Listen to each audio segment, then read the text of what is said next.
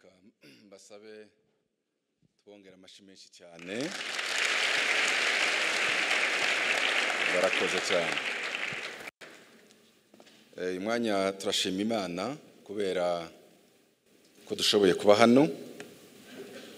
Ndashimira Bishop kandi ko yadutumiye.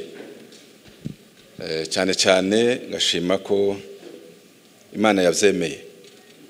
Tubivugana nawe kenshi cyane ariko biratunanira. Kugeza iyo tumusaba araza ayo warabishobora. Ngenda ndeba byenda impamvu twatanga tugomba kuzirwanya. Rero turashima ko Imana yatuboneye uyu mwanya. Muvuge ngo amen. Mumfashe tuyihe amashi menshi cyane.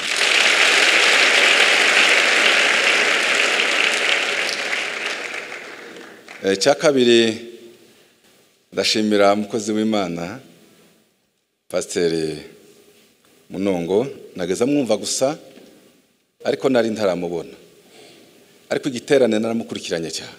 Nagiye mukurikirana numva amfashije ku bintu byinshi. Uyu munsi ho yakoze igitangaza. Uyu munsi yakoze igitangaza.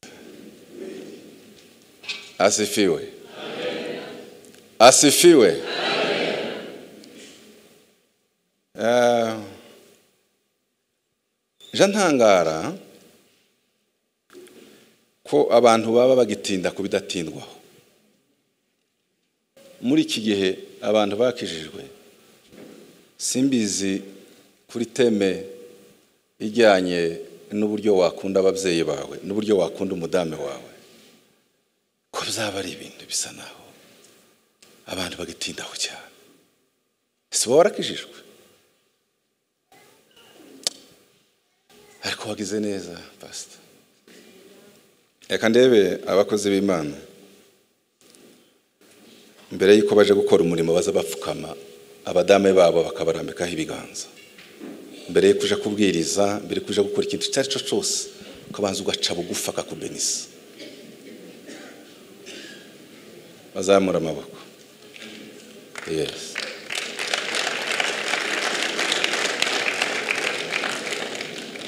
Je nagiye ntandukanye ibihe byose nakoreye Imana mbwiriza, ariko mbiterwa no gusohoka nihuta. Kabona amasaha yageze byenda nkibagira kaje kwibuka, ariko nkaje gusanga bitandukanye n'igihe naciye bugufi madame wanje akansengera. Nubu niyo mbwiriza adahari nza numva hari ikintu gikomeye cyane mbuze, ariko niyo aba ari hose kuko ntaraha abazi gahunda yose. Nubu ndabizi ko hankurikira hari ubu kara intercept. Niba hari ikindi kintu gikomeye cy'inshuti magara ya mbere ku isi iriho, inshuti ya mbere ku isi n'umugore wawe. Apana madame gusa kuvuga ngo ni mugore wanje n'ibindi. Madame wawe, my friend, ami, inshuti magara.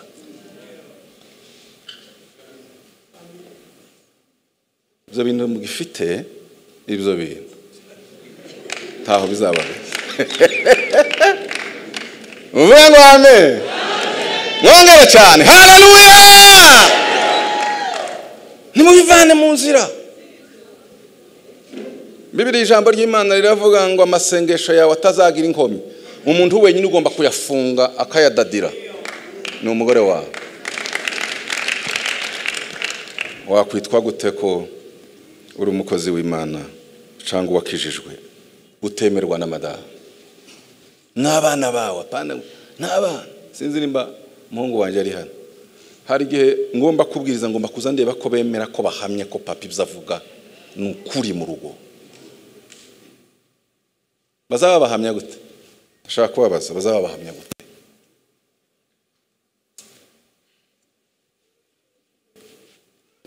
Bishop mwagize neza. Ikindi cyakabiri abantu batagomba gutindaho nukubwiriza hejuru, kuvuga hejuru y'ububyutse. Nabonye teme izingora mu matema baho. niyo ngiyo.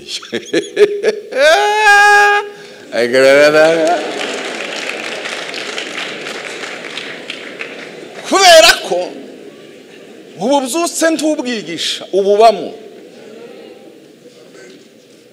Novuga amahame y'ububyutse se gute? Ariko ndagira ngo ndebe nimba turi kumwe muhaye munkurikira mvuga ngo amen. Mwongere kandi amen. Aye. Mokozi wetu ahimidiwe milele. Alaboshere.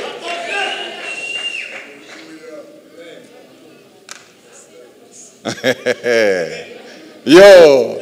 Kangura. Taraba. Tara. Ariko ndashimye ko mbonye Matayo.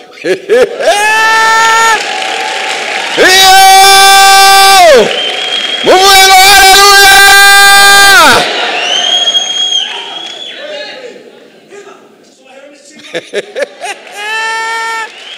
Ariko none ndatangaye. Muvuge ngo Bwana asifiwe. Milele na milele Yesu. Kandi mutareba neza mu kanya gato nzaba ndangije. Ariko ndatangaye kabisa. Yo, tuseme Bwana asifiwe. Milele na milele Bwana asifiwe.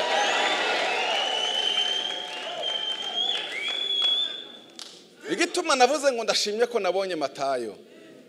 Ndamahizi, ndamwitaga ndamahizi. Nagiye Bujumbura muri Pisima, coge Revera Mudeheranwa.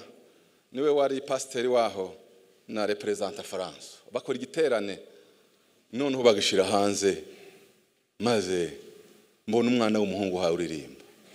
Akaririmba nkamubonera mu kirere. Akirukwanka twari hanze, akirukwanka musozi wose akagera iriya nkabona aragarutse. Nuko ndabiyobe wese. Noneho maze pasiteri Mudeheranwa ari ruhande rwanjye. Uyu muhungu ninde? Uyu ninde? Jewe nzamenye umuntu uzunkurura mu mwuka yavuga kankurura kanzana nkamuza. Yambwiye ijambo ndaseka ku ntebe ndabanza ndaseka. Twararangije ndamwegera uwitwa ndi. Nitwa Ndamahizi. Wahi. Ngo aje kuvuga umudugudu usanga neza irafatanye n'uwi wacu. Sinzo Ndamahizi. Abonye na metre Shikamari. Mukundi cogi. Ariko nimba mbwiriza akanya gato tukaza kubyina hano. Noneho natekereje. Muvuga ngo Bwana asifiwe. Nari natekereje ngo uyu munsi habe igisirimba ca ba bishop n'abapastori.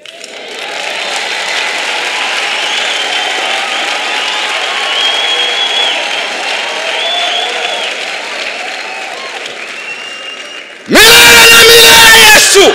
Haleluya. Hayala baba. Hayala sha. Huya puri sikiri puri.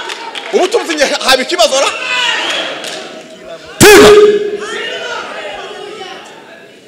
Asifiwe Yesu. Ubu byose bwatangiye. Mwekirize ngo amen.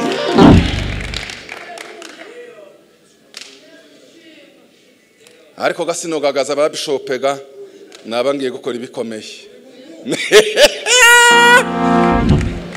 Ejo nagiye kubwiriza ahantu hari yahirye. Baba jene bari hano.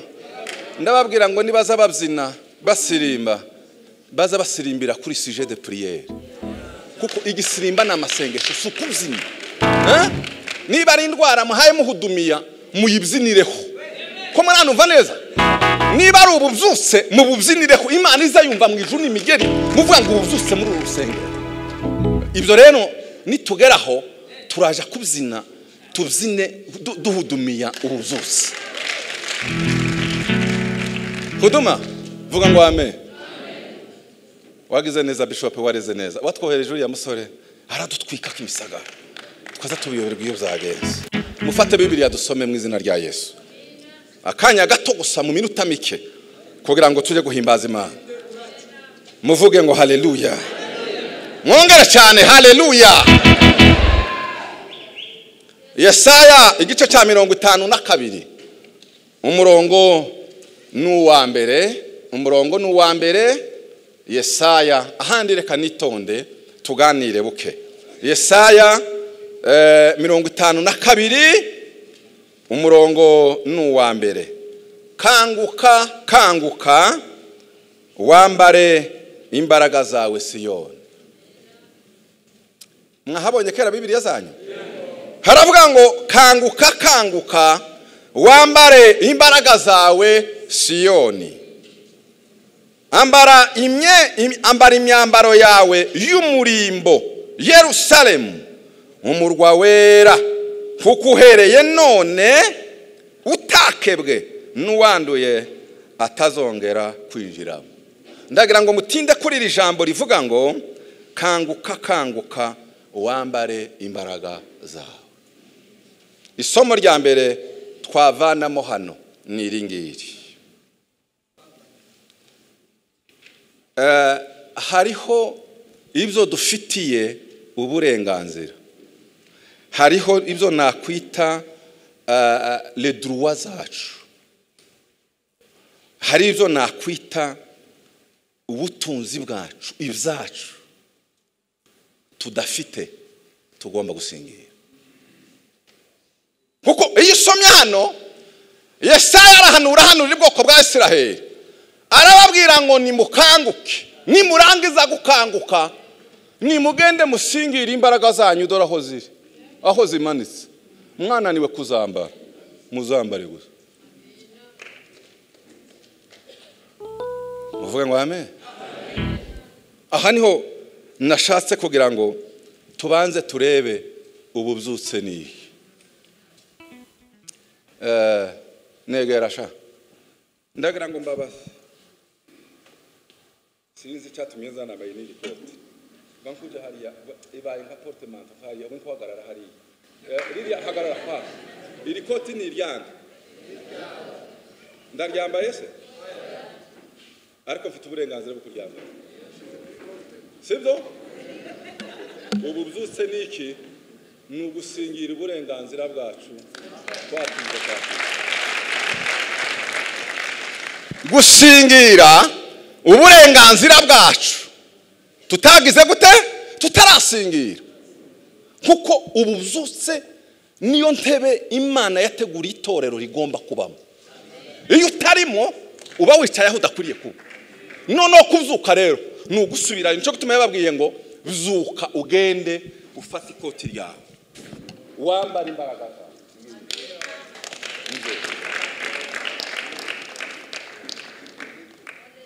Kumandeba buti nambara ikoti ryawe nambara umaraso.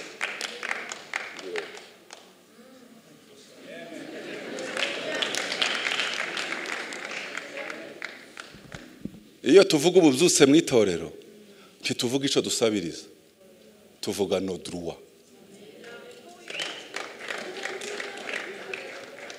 Kutabibamo no kutabisingira ni ikibazo.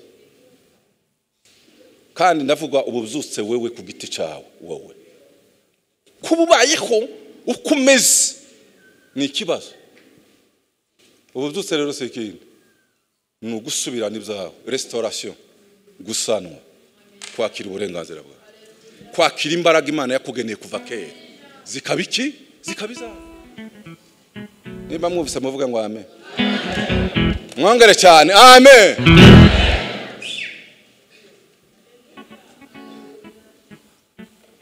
Bishop, hari ikintu nabonye, inzitizi ya mbere zibiri ziterambere zikomeye kuruta izindi. Inzitizi za mbere zibiri zikomeye ziterambere ni iki? Icya mbere ni uguheba vuba.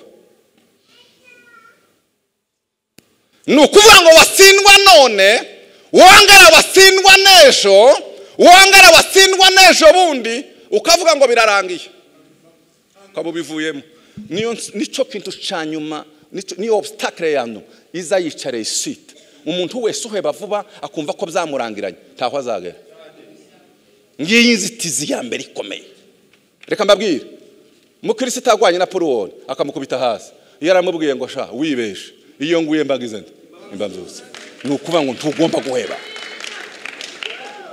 inzitizi ya mbere mu buzima bwawe nimbura umuntu udatwarana ngo urwane none wongera urwane nutsindwa none umenye ko uzatsindeje ufite ikibazo gikomeye. Inzitizi ya kabiri ni ukunyurwa vuba, kumva ko wageze aha byarangiye waminuje washoje byo.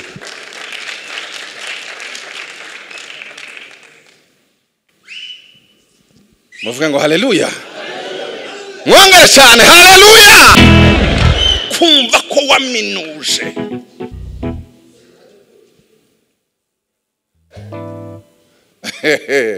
mureke mbabwire, umutunzi w'amafaranga menshi azagira za miliyari akumva asa naho afite igiceri kimwe.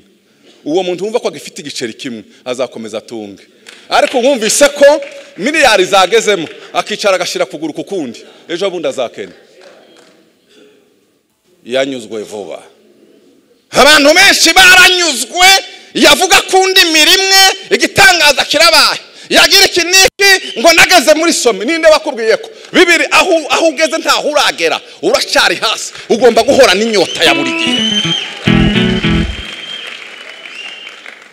Niyo mpamvu umuhanuzi Yesaya yavuze ngo kanguka wambara imbaraga zawe, kanguka ugera aho utari warageze. Hari ibindi biririya biri hafi ugomba gusengera. Amen. Amen. Amen. Muri izo nzitizi zombi ni yihe wahuye nayo? Abahungu banyuzwe we, ayiwe, tuva mu bwiza tujya mu bundi bwiza. Paje z'Imana zirakomeye cyane. Bishop yicara hano ubu yabona ukuntu urusengero rumaze kuzura mwakikije akumva ngo yarashitse bado. Ikibazo ca mbere c'itorero ry'i Yerusalemu cyatumye Imana ibakubita nuko bagiye muri principe yo kunyurwa vuba. Arababwira ngo muzaba bahamya i Yerusalemu, i Yudeya, i Samariya, mugere ku mpera y'isi. Ngo batangire gushinga paruwasa ya mbere ikomeye. Yakobo amaze kuba bishop, intumwa zimukikije ati wava hangaha yajyaye, ati mubakubita amakofi. Maze Sawuli azinga umugozi, yageza kubita umuntu yamukubitira akiruka nkagahagarara i Samariya. Mugabo uzi gukubita, nagira ngo muzi kunyurwa vuba. Uyu mwanya kera mwumvise ko mutaragera ni Yudeya ni Samariya ni impera z'isi, ukumva ko kera byashitse. No, ntaho uragera. Imana iracyashaka ngo uve mu bwiza ugere mu bundi bwiza. Hari indi ntebe Imana yaguteguriye ugomba kwicara utarageraho.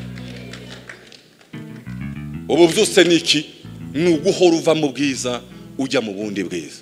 Hari abantu bazavuga ngo njewe ndabyutse, njewe ikiniki levurimo, hari ubundi bubyutse bugutegereje. Sibyo? Aho uzagera hari ubundi. Wari wasingiraho Paulo yageze? Ko ndakubaza, wari wageraho Paulo yageze? Zuka wambara imbaraga zawe zikuri imbere. Kanguka wambara imbaraga zawe zigize gute? Zigutegereje. Ngico ubu byutse nukuva mu rwego usingira indi ntebe iri imbere Imana ishaka kukwicazamo. Cyo ni cyambere. Icya kabiri, ubu byutse ubusuzumira he? Nihe usuzumira ubu byutse? Ni ibice bibiri tuzisuzumiramo.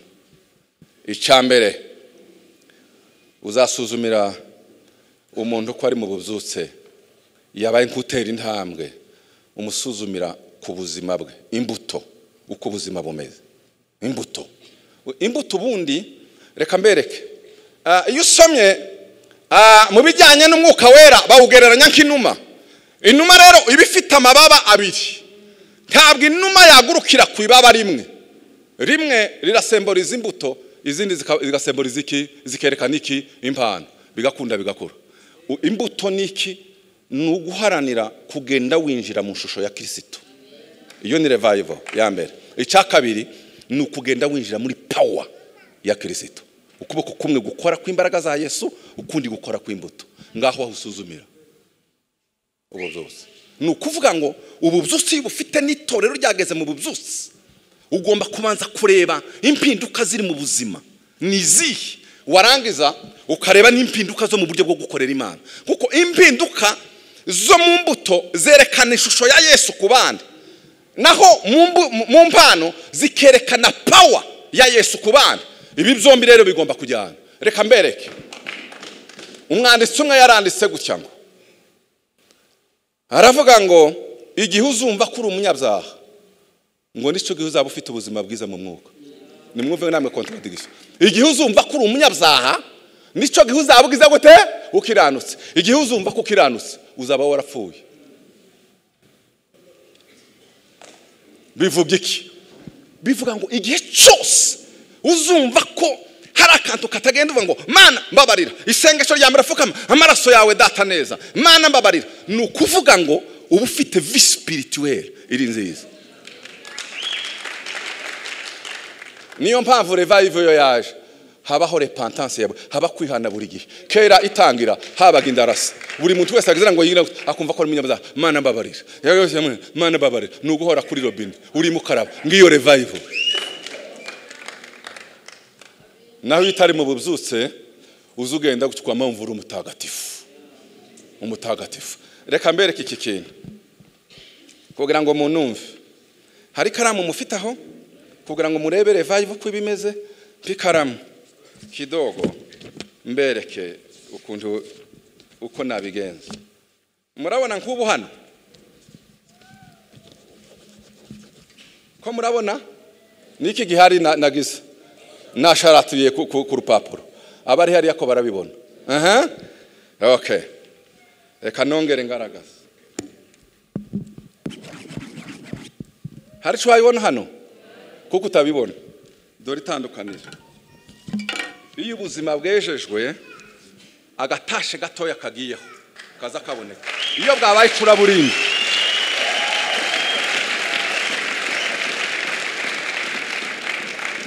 ikizakwereka ko ubuzima bwawe uri muri revive, uzaza umenya nimba akantu kose kagatashe gakozeho kagaragaye.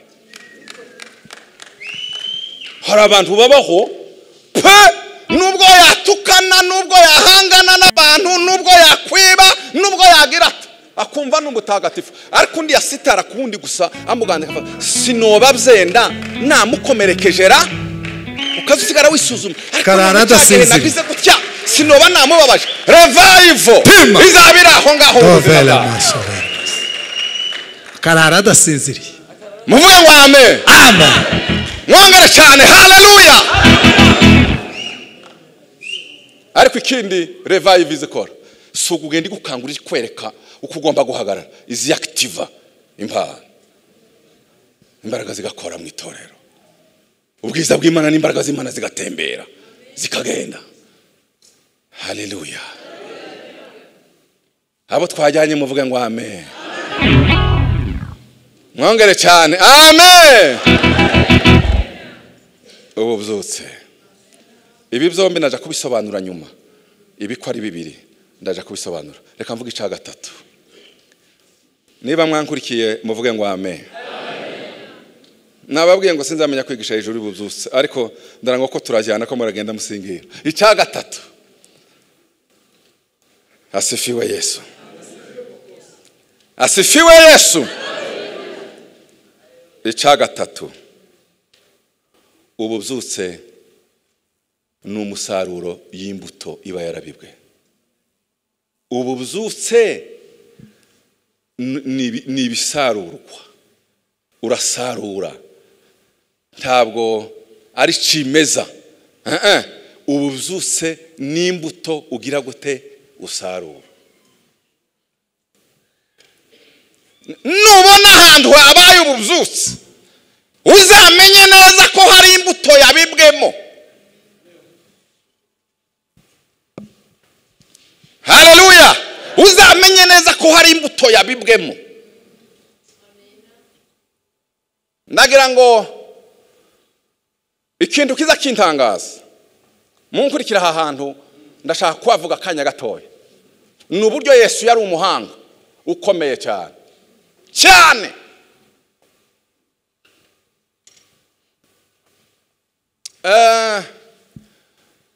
Yesu yaratangaje.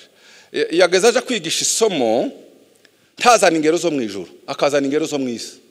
Nje nize pedagogy nabaye mwarimu imyaka myinshi n'iby'uburezi n'ibyo nize habe no muri universite.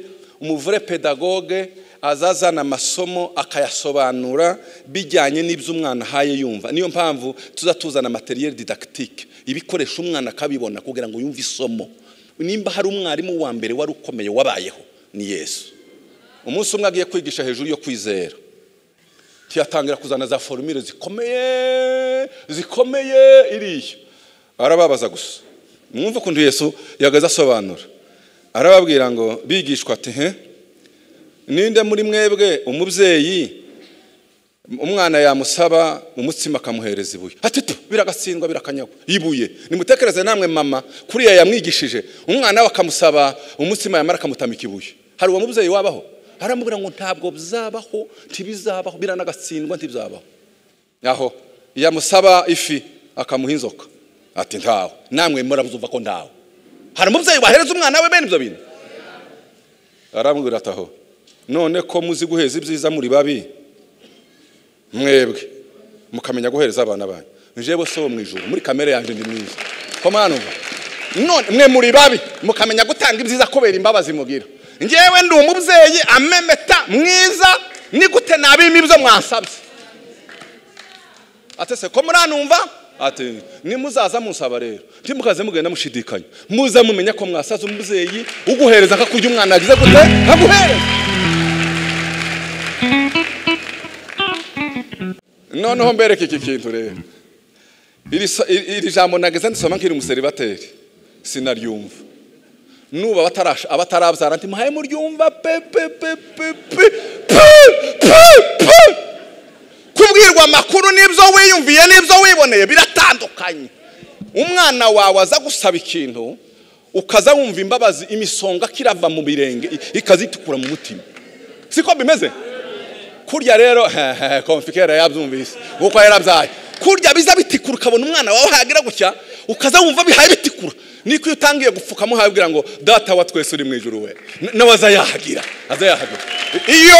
Iyo wumvise bene iryo somo neza kwizera kwawe kuza guhagarara neza. Muvuga ngo haleluya. Umunsi umwe agiye kwigisha isomo ryo kwirinda kwiganyira, kuko yarazi ko abantu baziganyira uko bizamera kose ubuzima buzagorana. Aza kwigisha hejuru yo kwirinda kwiganyira. Nimwumva amasomo ya Yesu kuntu azafatwa. Nuko mwino cungu araza afata abigishwa bagana 12 ati nimumperekeze dusohoke. Ariko yari umugabo uzubwenge Yesu. Baramo bagenda ngo ashike hano barahagarara, ati rimwitegereze. Abona inyoni ko ziratora zirariye. Abaza abigishwa ati iki niki? Ati ni inyoni. Sigira umurima? Ati pi hari wabonye yishwe n'inzara? Ati zigaburirwa nande? Aho none muzamwiganira ngo muzarya iki munywe iki, nuzaza uja kwiganyira uzureba inyoni.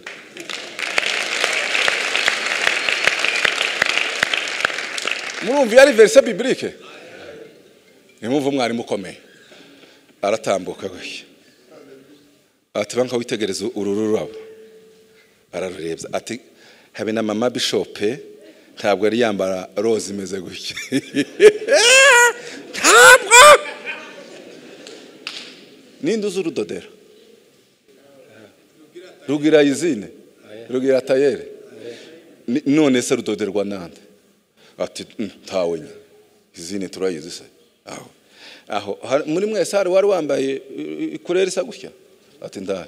Ruzarugira iminsi ngahe rukuma ate kabiri? Imana irwambika ku minsi 2 gusa rukuma yita ku rurabo. Ninde ufite agaciro wewe newe?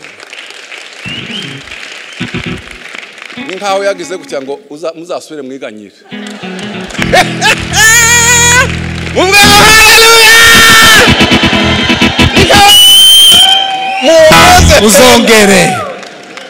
Muongeze tena. Kweli. Muvuge ngo amen. Haleluya, haleluya, haleluya. Ese ko twajyanye Birenze urugero. isomo ryo kutiganyira riba ririnjiye. Ariko ndumvise ba isubireresha.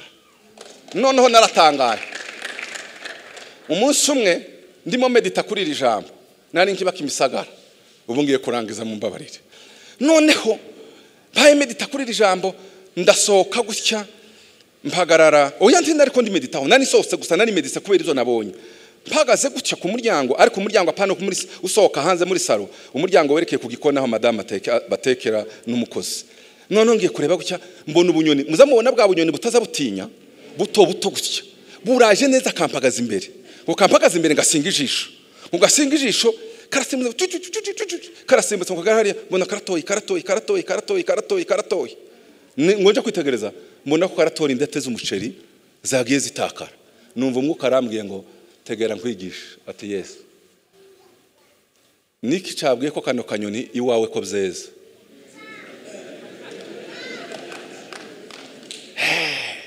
Niki nyine byakabwiye. Kazanyiya kama kayoborwa neza ni wanje ngo pa. Icakabiri. Niki cabwiye madame wawe kuja guteka umuceri yaguze n'ifaranga mwaguze izi ndete zikava ku nkoko zikagwa hasi. Nukuvuga ngo ce n'est pas un accident. Hari uwo yagomba kubatekera mu karya, hari n'ibigomba kwera kugira ngo naka kanyoni kagire gute kari. Numva mukarambwe ati nuko Imana izihingira inyoni n'abantu batagira ico bafite. Izigenda ikareka abafite amasahani yuzuye bikagenda bitibuka abandi nabo bakagira gute bagatora. Nubona umuntu araje ngo Imana yankozeho kugira ngo uyu munsi numve ko nakubenisa. Ni byatibutse hehe nizandete zavuye hehe ku ngoko. Niko Imana ije gabora. Ariko noneho ibijyanye n'isomo ryacu.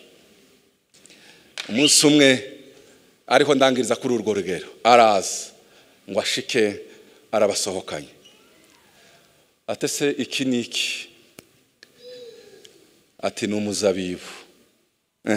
Ibi bihari niki ni amashami. Ati mwabibonye?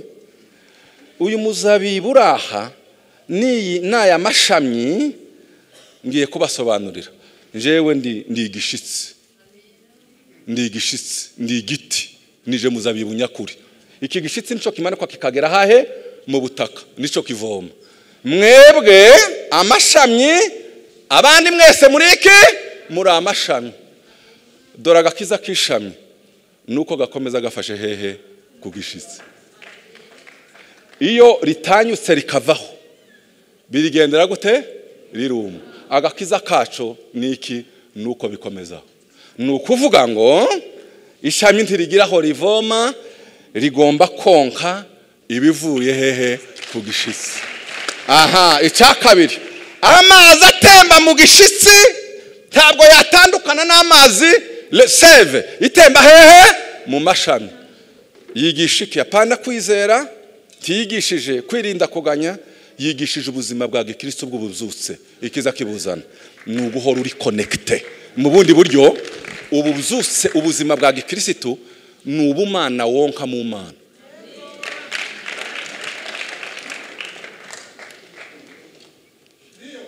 Nima mwana bose muvuge ngo amen. Mwongera cyane. Amen. Nukuvuga ngo ubuzutse si ikindi. Nuguhora muri connection. Nuguhora ucometse. Kandi ntabwo wavana ubumana handi urabwonka. Nimba uri connecte waracomokorowe uruma. Nimba ushaka kongera kandi ko utoha comeka.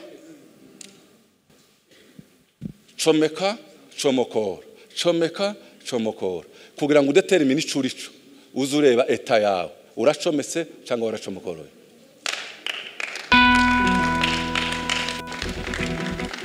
Mbabwira iki kintu, Imana yacu ntabwo ari Imana ya maji, ni Imana ya mahame. C'est un Dieu de principe. Umuntu uri connecté wese agira ubumana muri we. Uri déconnecté ico bacometseho uzasa naco.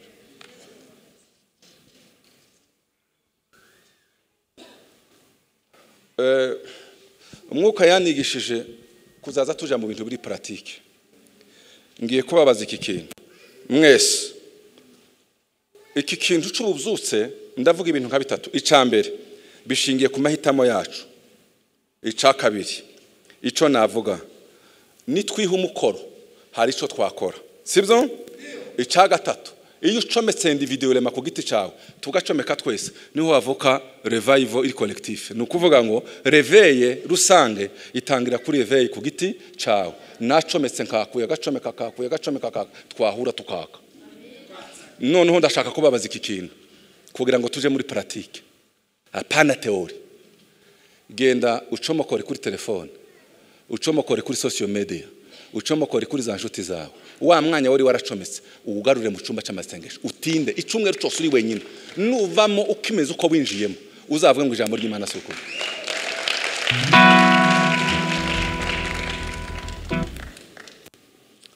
Abo twajyanye bavuge ngo amen.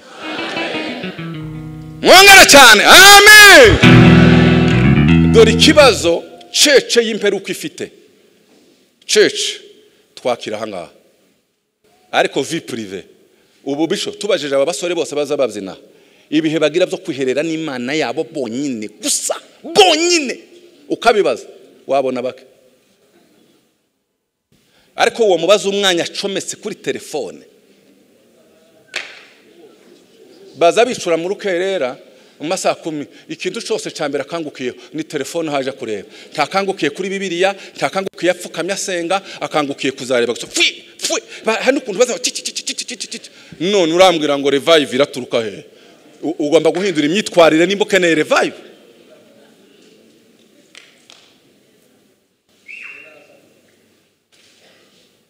Uvuga ngo haleluya. Ubu hari wanumvise nashaka narekeraho. Revive reka utahana iki kintu. Iva hehe? Yesu niwe muzabibu urishami. Byose birajyana n'amahitamo yawe. Swate kuma cyangwa gutoha. Nuko ucome kukonga. Nucuka nakurikiye Bishop ejo bundi ahagaritse indirimbo aravuga ngo gucuka kose gucusa ngo ugomba gucusa ngo gucusa kose kugira gute kurasha konga kurasarira icukije umuntu biragorana mureke ducuse. Ninde wagucukije kuri Yesu? Nucuka uzibonera igitangaza. Ubuzima bwawe bwose buzadepanda nuko wacutse. Yesu ntaza acusa ahora twonse. Revive barayonga.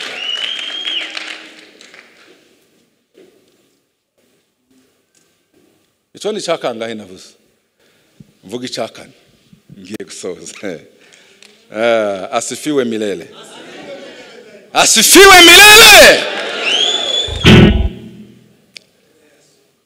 Mu mateka yose muzanyuramo yose tuzareba umuntu wese ufite revive hari ibanga agomba kugira. Ndabaha Yesu naratangaye ngigiye kuri Yesu. Iyo usomye muri Luka igice cya 21 umurongo wa 37 na 38 nimwumve. Bibiliya ivuga ngo yageza yirirwa mu rusengero iminsi yose abwiriza. Siko Bibiliya ivuga?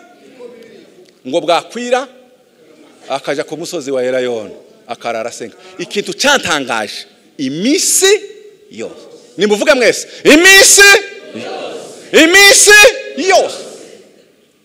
Nukuvuga ngo aramanutse avuye ku musozi wa Elayono ijoro ryose. Araje ngo agere hano mu rusengero atangiye gukora.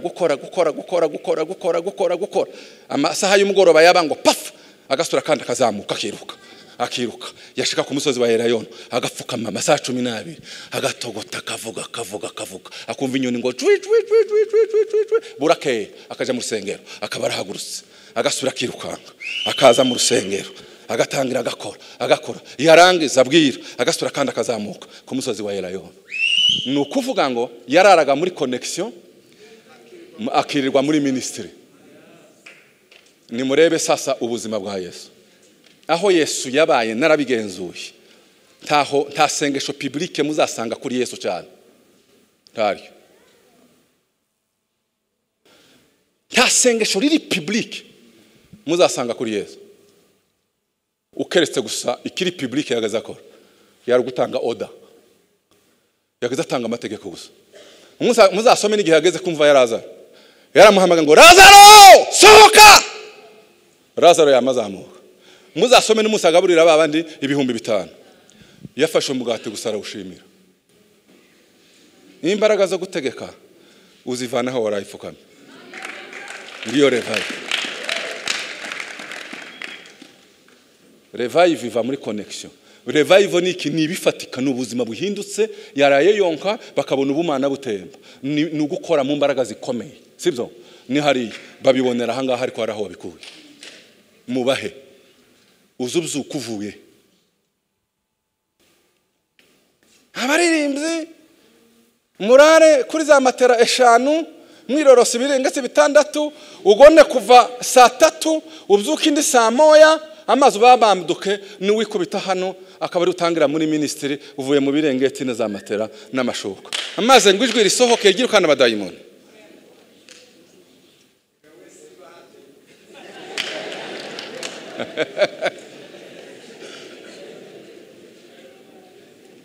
Muvuge ngo amen. Mwongera cyane haleluya. Uzuva uba waraye uta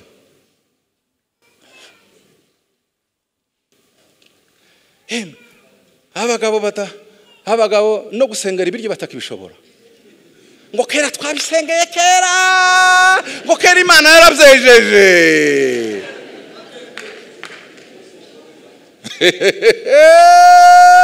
ayigana natanga uwo ngo uzakamira urugo rwawe nimusubire ku mavi nimwongere mu connecte.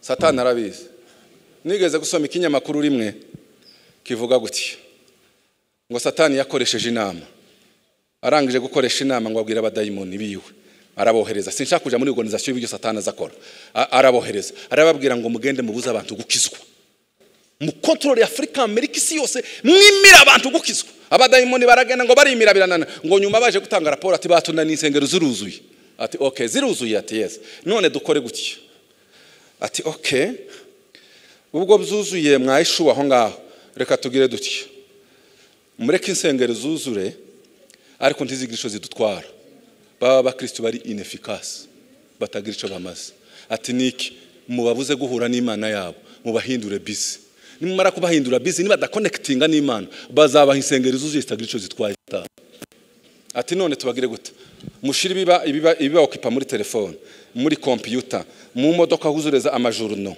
niba zaza bagira ha nibindi nagira ngo aracagira kucya kuja guhumiriza abayakubise muri telefone nibindi ibisigaye bazaba buzuye insengero batagira ico bagira gute badutwara aba pasiteri babaye busy abavuga butumwa babaye busy ndabyemera neza byose biragize tugomba kuba ariko nanone ugira icyo ukora ariko utuje imbere y'Imana ugira umwanya wo kumva icyo Imana ikubwira musherekeze tumaze kuba aba computer gusa nabi imishinga simvuze ko ari mibi imishinga izivuka mu masengesho numara kwikora uyisengere tori urisengere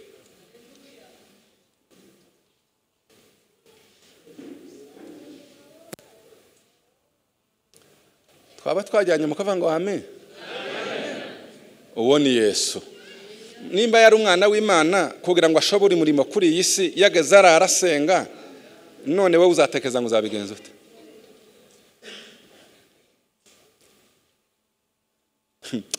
ariko noneho naratangaye muvuge ngo asifiwe muvuga cyane ngo asifiwe umunsi umwe narimo medita hejuru y'ijambo numva umwuka arambwiye ngo ndashaka nkwereka imbaraga z'amasengesho mu buzima bwa Yesu ati Yesu reka nkwereka ibihe bikomeye byiwe ati mbo ngiye kuvuga bike icambere amaze kubatizwa muri Yorodani na Yohana umwuka yamujyanye kugira gute gusenga arangije abona gutangira umurimo yakoze imyaka ingahe 3 ministry y'imyaka 3 yatangijwe n'iki n'iminsi 40 mu masengesho. Ikintu cyose kizagira imbaraga bingana n'amasengesho wakemvestishijemo.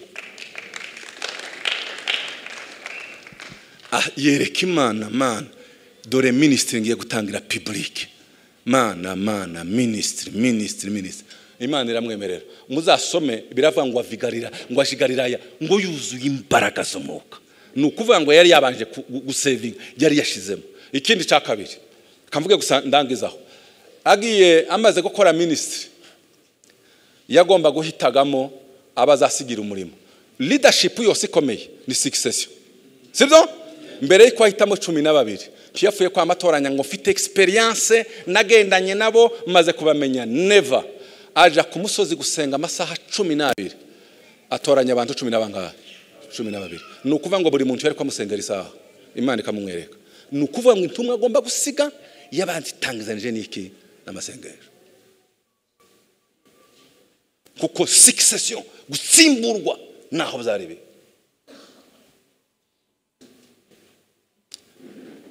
Amaze gucungura itorero, mwumve neza, amaze gucungura itorero, sibyo?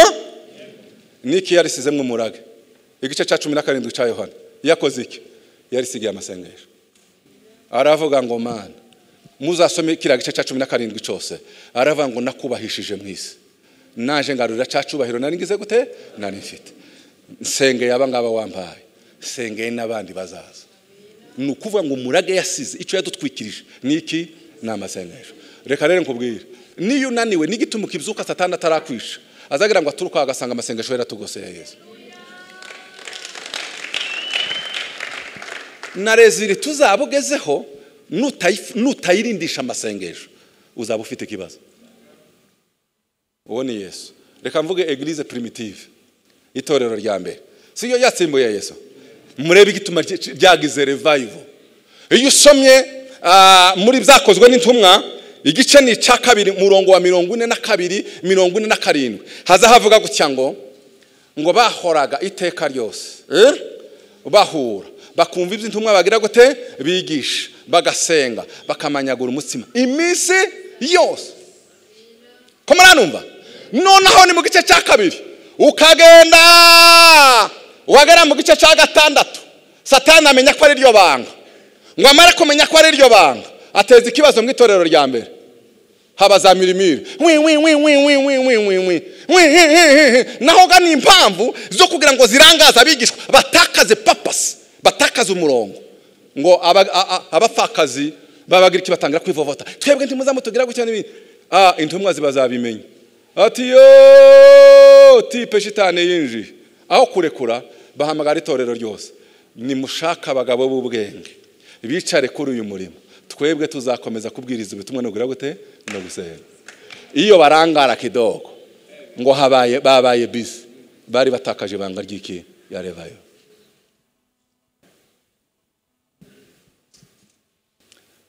Abadiyakoni baza bakemura ikibazo Satani baba bakizerera itorero rya mbere.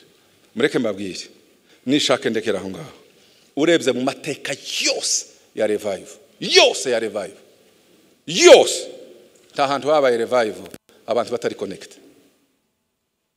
Abantu bose bazanye ubuzutse n'amatorero yagize ubuzutse n'amatorero yarafite ubusabane buri direct, babaye amashami afashe ku muzabibu hose aho muzabireba. Icanyuma sozo kubera iki tugomba kubiharanira, kuko ubuzutse nico gisubizo kuri generation, nico gisubizo.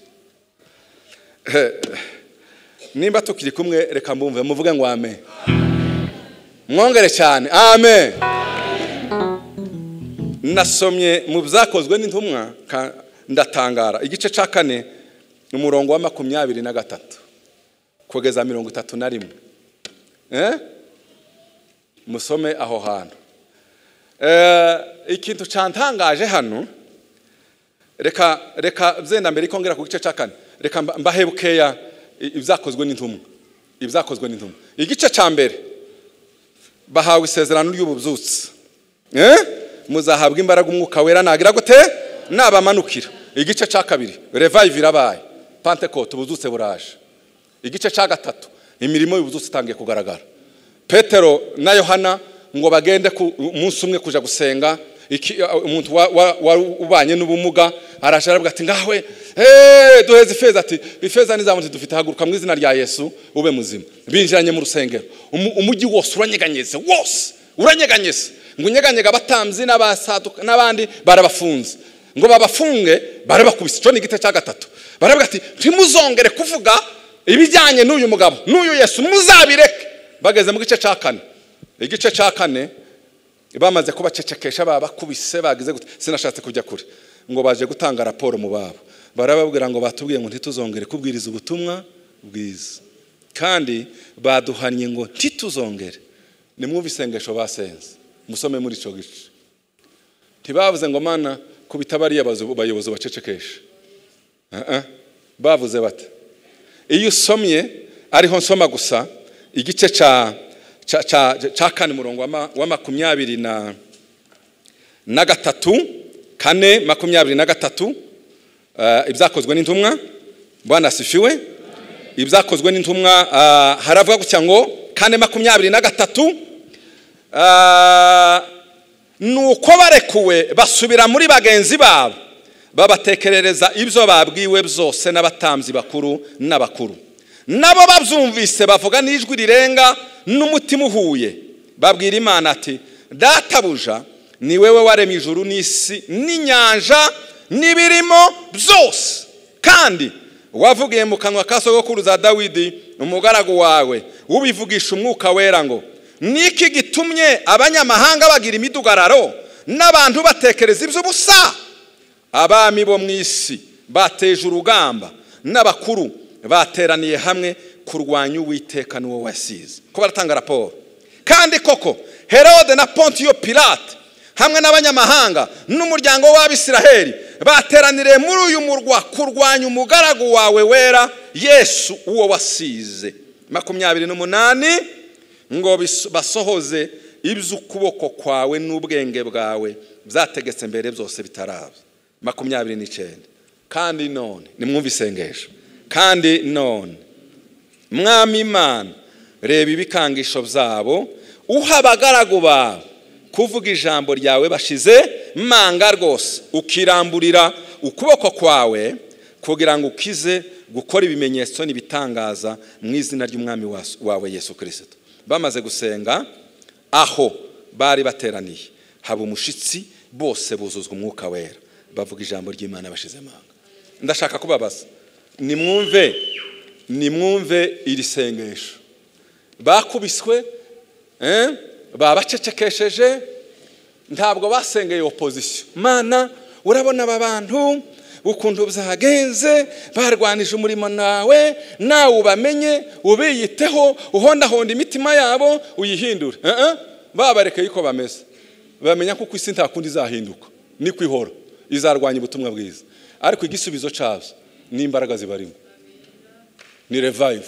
Irababwira ngo wowe gusa wiramburira ukuboko, ukomeze gusa uduhe kuvuga ubutumwa dushize iki manga, urambura ukuboko gusa gukora ibitangaza. Ureke itorero rigira ubuzima, itorero izo mbaraga ziva mu itorero zizacecekesha ibiri hehe ibiri hanze. Nukuvuga ngo aho icyo bashaka kwerekana nuko revive nico gisubizo ku masije de prière duhorana. Iyo mu byose bwaje bukagera mu itorero, ibisubizo byose bibonetse. Reka mbereke. Mana yo mu ijuru ukareba hano, ntimuzamukoma amashyi, ntimuzamusenga, ntimuzamutanga amaturo, ntimugira umutwaro wo kubaka urusengero, ntimugira gutya. Uzi ikibazo bafite? Ni ikibazo cya revive. Revive nije izasubiza ibyo bibazo byose. Bazatanga ntawe bahase, bazaza batega amaboko Frank atiri wavuze induru, sibyo? Bazaza bitabira amateraniro ntawe ubasunitse, bazaza bumva gusa saa 11 batangire kwaka umuriro, bahagire bavuga ngo tuje mu nzu y'Imana. Ibi byose muzamuhora dutanga amatangazo twinginga. Ikibazo dufite ni revive, ntabwo ari abantu. Umunsi revive yaje, uru rusengero rwaza rwuzura abandi bose bakagiriye. Asifiwe. revival ni igisubizo. Ni igisubizo mu buryo bwose buri sociale. Ibi duhata ni mukundane ntiyagire kuba nyakamwe. Oya, nibi ngibi pastor yari kwavuga. Imiryango yanyu ni mukunda abadambe banyu. Revival yaje. Waza naringiye kuvuga amagambo akomeye. Asifiwe. Asifiwe. Ba bagabo batazabamenya kuvugisha abagore babo neza. Ntamenye kuba yamukubita na bizu. Buriya ni kibazo cha revival.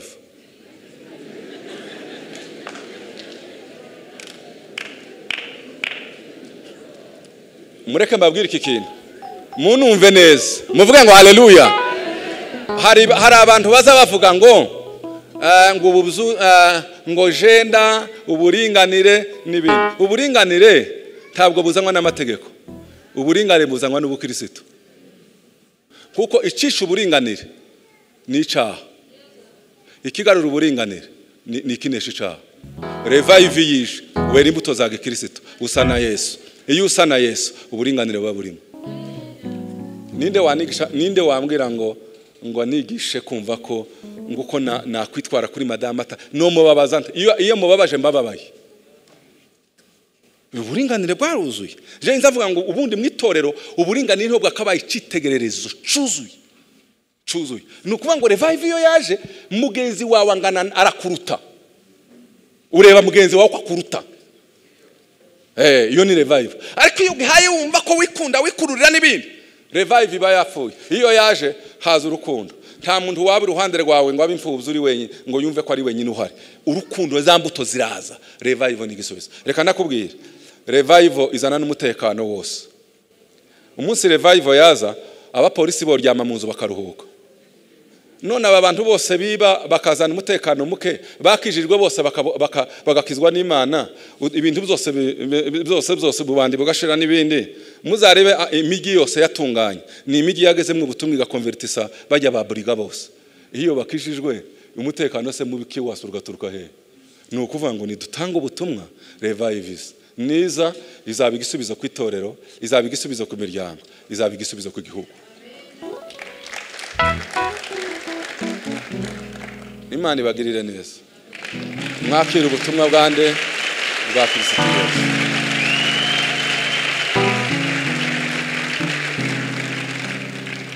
Reka nakire bishop aze ni uja kutuyobora muri cya gisirimba c'abashumba.